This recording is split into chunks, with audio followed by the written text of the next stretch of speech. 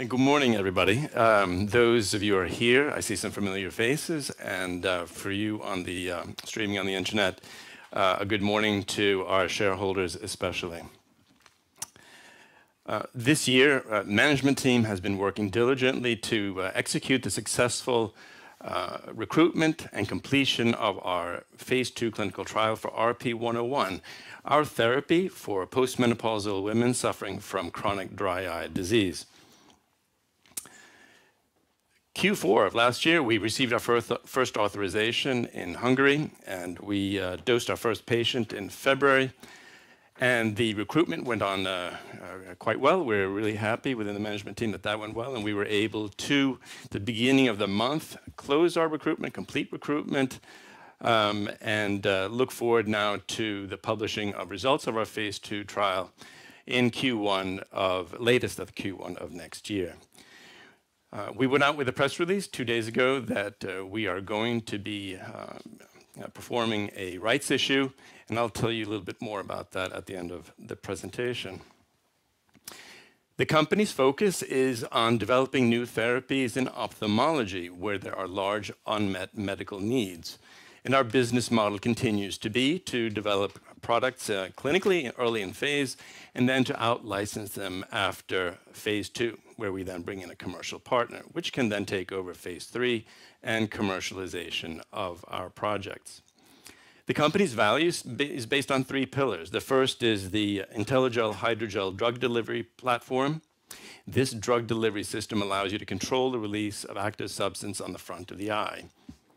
The second pillar that we have is our RP101 dry eye therapy. This program is in phase 2, as I said, and builds upon 2 successful phase 2 trials in the US.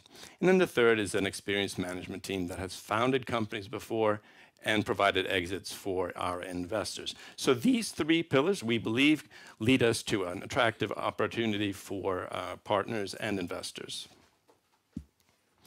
Before I go and describe what's going on with our RP101 development program, I'd like to talk a little bit about dry eye disease for you that don't know anything. It's the number 1 reason why patients go to the doctor, and to the eye doctor that is, and there they have different types of symptoms like redness, dryness, pain, stinging, and so forth. They're just a wide variety of things. There are multiple reasons, multiple causes of dry eye. There's not just one source of it. The market is large, and it's expected to grow to $2.7 billion in 2022.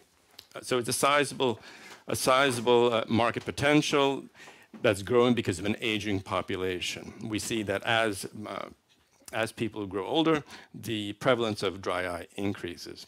And there's some really interesting, compelling facts about dry eye, and that is that the products that are sold into this segment are the 4th largest segment of all medicines sold in ophthalmology. That comes after medicines that are sold for age-related macular degeneration, glaucoma, and bacterial conjunctivitis. Those that suffer from the most debilitating forms of dry eye have difficulty with reading a book, driving a car, or even using a computer. So here we have a really problematic situation for patients that today don't have adequate therapies. And what we see is that primarily as women grow older, that they also are more susceptible to having dry eye. And this begs the question, is there a correlation between hormonal deficiencies or an imbalance in hormones that leads them to be susceptible to it? And this is what we're focusing here at Redwood Pharma, is to look at this hormonal imbalance. There are over 100 million sufferers of dry eye globally, and there's some studies that indicate that number could even be larger.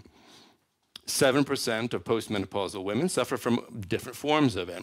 And we estimate that 4 million women, postmenopausal women in the US, and 4 million in the EU are suffering from this disease without an adequate therapy. So here we have a large patient population, unique patient population that's underserved today. The therapies that are on the market today are really dealing with lubricating the eye and dealing with the symptoms, treating the symptoms, and not the underlying cause. Artificial tears, those that you buy in the pharmacy, are the most prevalent type of therapy that are used by patients today. Even those with moderate to severe dry eye often start with artificial tears. And as I said, there are so many different types of dry eye today that more therapies are needed. And that's where we come in with our program. The US FDA calls this a serious unmet medical need. So our intention is to come after the first line of therapy to then, with RP101, to help these women. So RP101 is Redwood Pharma's first product candidate or drug candidate under development. Let me give you a little bit of a background regarding it. Our intention here is to restore the tear film, the natural tear film, by affecting an underlying biological mechanism here to actually stimulate production of tear film using a topical low dose of estrogen. This theory is similar to that of, say, vaginal atrophy today, which is a very common occurrence among women, and that also is due to a hormonal imbalance, and that is also treated by estrogen. So what we're using is the same model in the eye. And we're intending to use a unique estrogen analog that can be formulated in our product. So we acquired phase 2 trial data from the US, from 2 phase 2 trials that showed efficacy and safety in 138 postmenopausal women in both objective signs and subjective symptoms. So the eye drops that were dosed then were dosed 4 times a day and showed a very good safety profile. Our intention now is to improve convenience by combining it with our drug delivery system, IntelliGel, to slow the release of the active substance on the front of the eye, reduce perhaps the number of instillations a day, and increase bioavailability. As I said earlier, today's solutions out on the market are dealing with trying to lubricate the front of the eye and dealing with the symptoms only. But we know that there are critical receptors, molecules in tissues in and around the eye that are that are critical in the production of tear film, estrogen being the key actor here. So what we are intending to do is to place a low dose of estrogen on the front of the eye that then triggers the production of the critical components of the tear film. That is the lipid layer, the aqueous layer, and the mucin layer. So we're focused on a unique biological mechanism that nobody else is working with or has a product out in the market with, and a unique target patient population. And we're all doing this with a combination of IntelliGel. IntelliGel allows us to control the release of the active substance on the front of the eye. We can also take IntelliGel and build other products around, but I'll talk to you about that a little later. So IntelliGel itself has been tested and proven non-irritating in vitro. We've also performed toxicology testing and seen no significant problems. And we have the exclusive license from Broda Technologies in the US. Now I'm going to talk to you a little bit about the clinical program that is ongoing. First, I'd like to start with some highlights from the prior phase 2b study in the US that was done that gives us real promise here that this may work, or that it should work. If you look at the left-hand side of the graph, we see that this is an objective measure of the production of tear fluid. So over a 12-week period, we see that tear fluid was actually increased, if we look at that red line. Conversely, on the right side, we see a symptom, foreign body sensation. It says FBS. I don't know if you can read that. But this is, as I said, a subjective measure that shows that the sensation of foreign body, this feeling of grittiness in your eye, that it decreases at the same time. So here we have evidence, we think, that compelling evidence that shows that this can work, so that we can generate tear fluid, and at the same time reduce symptoms. A vital part of our program. So the current clinical phase 2 trial is building upon that prior knowledge now. As I said, we went into patients in February, and we're focused on postmenopausal women with chronic dry eye, and looking at objective signs and symptoms. The primary endpoint is the production of tear fluid that's measured by the Schirmer test. The Schirmer test is just a little piece of paper that collects tear fluid, and you can weigh the actual amount generated. And we're looking at different types of dosing regimens, either one dose a day or 2 doses a day at a high and a low concentration, by splitting the patients up into 4 groups. We have a placebo, which is the vehicle, and then we have 3 active groups. So this will give us we hope to give us really good information. And also the trial will allow us to assess the tolerability of IntelliGel and give us more insight into the potential of the drug delivery platform. So the clinics that are running today are in Germany, Hungary, and Austria. As I said, we just went out with a press release 3 weeks ago that recruitment was completed, and we're all very happy with that at Redwood. And we hope to publish results no later than Q1 of next year. I'm not going to go into all of the competitive situation here, but what I want to highlight is that there are no other products on the market today that are estrogen-based. There are no products in development that are also looking at estrogen. So we have a unique patient population and a unique biological mechanism that we are focused on, and we believe that this can be translated into an attractive product in the future. The company's future is predicated on good innovation and development, and we intend to do that with the IntelliGel platform. This is a patented supramolecular drug delivery system that we've in-licensed from Broda Technologies in the US. It's like water at room temperature, but when it comes into the contact with the eye, the heat of the eye then changes the viscosity of the gel, making it thicker, creating a mechanical mesh network, and then slowing down the diffusion of active substances. So this can increase bioavailability of active substances on the front of the eye. It's odor-free, clear, reversible, transparent, non-irritating, non-allergenic, and it's already formulated and sold in dermatology products in the US and China. And this is a really interesting picture here on the left-hand side. On the top left, we see how the IntelliGel behaves at room temperature. It's like water, that kind of viscous nature. But when the temperature is increased over gelation temperature, it stiffens. And this is what helps us control the active diffusion. On the right-hand side, we see results of an actual test where we measured the diffusion of estrogen in IntelliGel versus a PBS or a phosphate buffer solution, and we see that we can reduce the diffusion rate as well. So here's great evidence that IntelliGel has great potential. So our focus now is to continue value creation for the company and our shareholders. We see that there's significant deal activity that's going on in the last, say, 10 years. There's a lot of activity in terms of mergers and acquisitions, the acquiring of new products such as RP101, even drug delivery platforms. So the future looks bright for the rest of 2019 and 2020. We will continue maximizing shareholder value, and we look forward to publishing phase 2 results of RP101 no later than the first quarter of next year. And we will continue intensive business development activities to maximize the value of our platform through one or more licensing agreements. And then to also achieve more inflection points by finding new projects within ophthalmology to broaden our pipeline.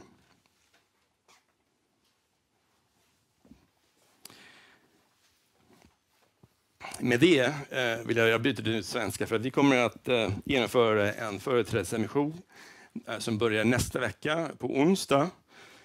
För att ersätta vår kreditfacilitet har våra aktieägare bett att få delta i en ny finansieringsform. Så att vi går ut med en företrädare där vi kommer att ta in 11,5 miljoner kronor för att använda för att ersätta själva faciliteten, betala av resterande kostnaderna i vår fas 2-prövning, jobba med affärsutvecklingen av RP101 och se till att vi kan utlicensera den, betala tillbaka en brygglån till Formenord, våra danska finansiärer som vi är mycket tacksamma för att ha, och sen utvärdera nya projekt med IntelliGel.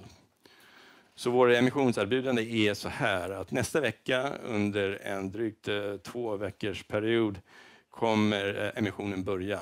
Och emissionskursen ligger på 7,25 som är en bra rabatt från en sån här VWAP. 8 befintliga aktier berättigar att köpa en ny aktie, och vi kommer inte behöva garantera själva emissionen på grund av att faciliteten kommer att täcka emissionen om det är så att det inte blir fulltecknad.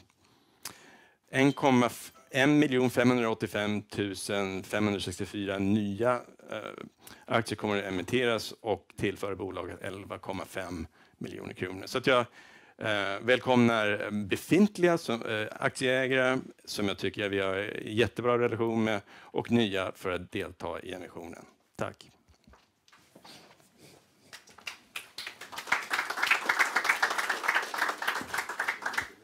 Thank you, Martin, for an interesting presentation. So, ophthalmology and dry eyes. The market seems to be pretty huge. You are in a position now where you're waiting for phase 2 results. Given that they are what you hope for, what will be the next step for you in terms of the business development process then if your strategy is to find a license partner, for example? And do you already have any ongoing discussions? Thank you for the question. Partnering is a really effective way of allowing companies to focus on their core competency. And in our case, our core competence is early clinical development in ophthalmology. It allows us to, we don't need to invest heavily in infrastructure, plant equipment, and as well as sales and marketing capability.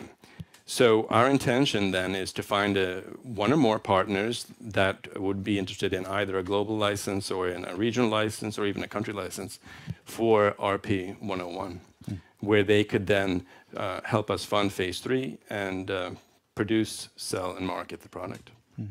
And speaking of phase 3 studies, normally they can be quite big. What's the case in this case then? How big a study would it need to be to complete a pivotal phase 3 study? I'm a little bit reluctant about making a determination about how big that is, because that's really up to our partner, our commercial partner. It's up to them to decide, what suits their needs and so forth. But I think that because, for instance, we look at a phase 2 because of the disease indication, the significance of specific endpoints. I don't think that this is a huge trial in terms of number of patients. This can be done on a relatively small number compared to, say, cancer trials or so forth. This is much easier. And then you mentioned also that your mechanism of action, or the estrogen based compound that you have, is unique, that no one else is going that path. Why do you think that is? I think that it has a little bit to do with intellectual property, who's performed the research before. I think that that is primarily, it's a market forces and development forces in the scientific space that have allowed this to sort of remain under the radar a bit. We were fortunate at Redwood to buy out the results from 2 phase 2 trials in the US. And I think that that gave us a big head start compared to competitive groups out there looking at it. Yeah. And as far as then being alone with a concept, should your phase 2 studies then give the results you're hoping for, that should probably give you some attention? I hope so. If you look at what's happened over the past couple of years within the dry eye space, there's a lot of deal activity. Novartis went out and bought Takeda's Shire's Hydra that's sold in the US right now. They bought, instead of in licensing and developing their own program and taking the risks associated with that, they bought a dry eye product that had already been established with 400 million in sales. That kind of evidence just proves how attractive this market is, and there's a lot more capacity for other entrants like ours to take a piece of the market. And in terms of other projects after this, label extension or just other indications, is there anything you can tell us about that, what you're looking at? Our primary focus right now is ophthalmology. I think that there are a lot of opportunities within, say, some of the big disease indications, glaucoma, age-related macular degeneration. There are huge markets there to be tapped. So we're actively looking at this right now. We're doing our own types of testing, and we'll see what we can come out with. Yeah, we will be looking forward to seeing that as well. Normally, I would allow questions from the audience. However, we are a bit pressed for time. We're going to have to catch up. Okay. So I hope they can catch you in the break. Well, thank you very much. I'm available. Thank you. Thank you very much. Okay.